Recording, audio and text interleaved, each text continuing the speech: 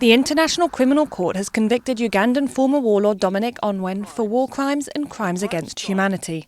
The charges include multiple murders, rape and sexual enslavement. During the course of this trial, the Chamber has heard from a large number of witnesses terrible accounts of these events and the extreme suffering that the civilian population of northern Uganda experienced during this time. The notorious commander of the Lord's Resistance Army rebel group was found guilty of 61 out of the 70 charges. Survivors, victims and former rebel fighters from the village of Lokodi burst into cheers and tears as the verdict was announced. We had all placed our trust in the court. We have followed this case right from its inception until today, when they found Dominic guilty of crimes he committed in Lokodi and other places. The community of Lokodi is grateful to the court for siding with the people. Initially, I was worried that Lokodi could be struck off from the list of the areas that were considered in court, but I am so happy that at last Ongwen will be held accountable for the things he did here. Ongwen is the first Lord's Resistance Army commander to be convicted by the Hague-based court.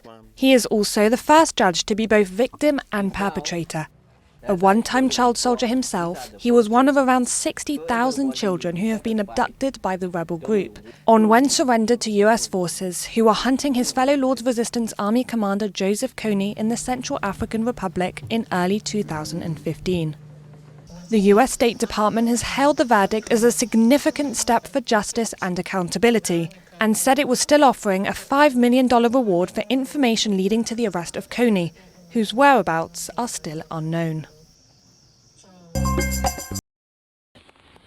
South Africa has received its first batch of COVID-19 vaccines, paving the way for the country to begin vaccinating its population of nearly 60 million people.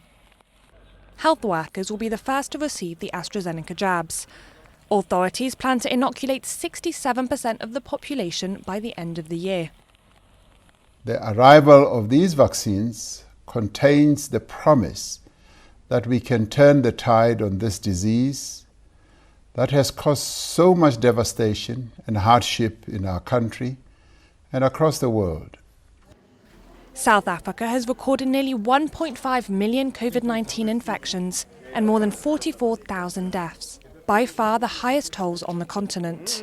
The government has faced widespread criticism for having been too slow to act. This first batch of 1 million doses needs to undergo various checks before being distributed for use, which is expected to take at least 2 weeks.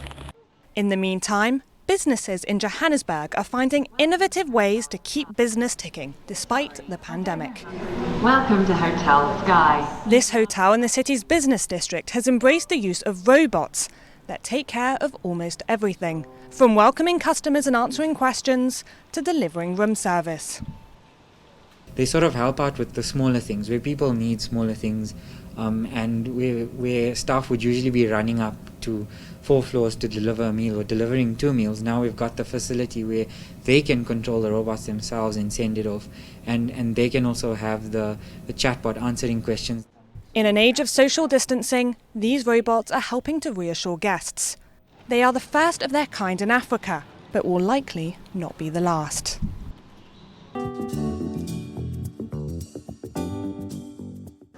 Conspiracy theories, mistrust, patchy communication. These are all contributing to anti-vaccine sentiment in Africa. Rumours about the vaccine are spreading like wildfire on social networks, posing a potential danger to immunisation campaigns before they have even begun.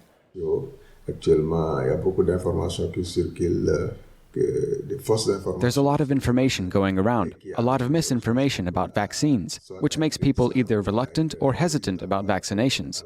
While this is not new, I think that these phenomena have existed ever since we started vaccinating. But what's new is that now it's been amplified by social networks and media. Most African countries are, at best, months away from beginning vaccinations, after wealthier countries hoovered up supplies in the global vaccine race. Suspicion of government elites also has a role to play. A popular conspiracy theory, for example, holds that the COVID-19 vaccines are designed to curb Africa's population growth. But not everyone shares this scepticism, and many, like this mechanic, are eager to get vaccinated as soon as possible. Personally, I believe in it. I really believe in it. I really do. Especially because I am diabetic, and I'm a bit old now. I'm 69 years old, so I have to go and get vaccinated.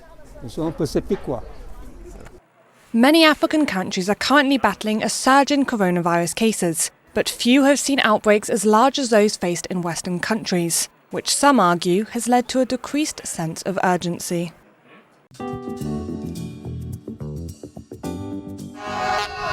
Moroccan fans celebrated outside Limbe Stadium in Douala as their home country beat hosts Cameroon 4-0 in the African Nations Championship semi-finals.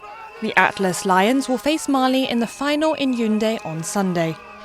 I think that Mali will win the African Nations Championship. Because of the way they play, they are determined. But Morocco too, well, may the best team win. There were hugs and celebrations, but no social distancing, a cause of concern for this supporter. But you see, there are people who actually try not to understand exactly what they're being asked to do. That's why they don't do what they're being asked to do. Social distancing measures should become automatic. It should flow through our veins as if it were in our blood, but people are not respecting them. And that's why I say it's a scandal. Cameroon and Guinea will compete in the third-place playoff on February the 6th in Douala.